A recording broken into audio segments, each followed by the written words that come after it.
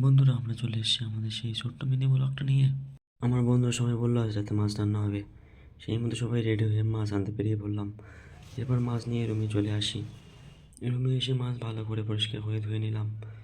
এরপর এক বন্ধু মোবাইলে গান চালিয়ে ঝাল পেঁয়াজ আর রসুন কাটতে বসে পড়লো। এরপর মাছটা ভেজে নেওয়ার জন্য কড়াইতে তেল দিয়ে দিই। আদা বাটার আমাদের কিছু নেই, দেখো আদা বাটা মাছ কাটা সব করতেছি। আর কি বাকি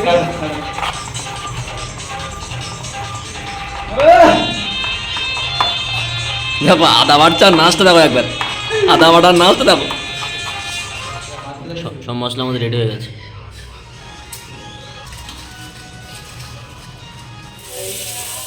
মাছ ভালো শুরু হচ্ছে দেখো, এই কুকিং মাস্টার দেখো, সেই cooking master.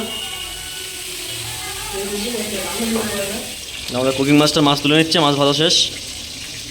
Cooking master heavy master আমাদের। দেখো মাছটা কি সুন্দর ভেজেছে, দেখো শুধু একবার, মাছ চক চক করছে। আমাদের কোনো চিন্তা নেই, রান্নাও করে বিশাল। এখন আমরা লঙ্কাটা দিয়ে দিলাম। তো আমরা অতটা কুকিং মাস্টার না, যতটা হবে বলছে। আমার বন্ধু দেখো ঘরের মতো তাস খেলা হচ্ছে, ঘরের মতো তাস খেলা হচ্ছে। আমরা এখন আলুটা কষাই করে নিচ্ছি। আলুটা কষাই হয়ে গেলে মাছটা দেবো, মাছটা দেবো। দেখো গাইস, আমরা মাছটা দিয়ে দিলাম। এবার তরকারিটা একটু হালকা করে ফোটাতে দেবো, দিয়ে মশলাটা দেবো, লঙ্কাটা দেবো, জিরে।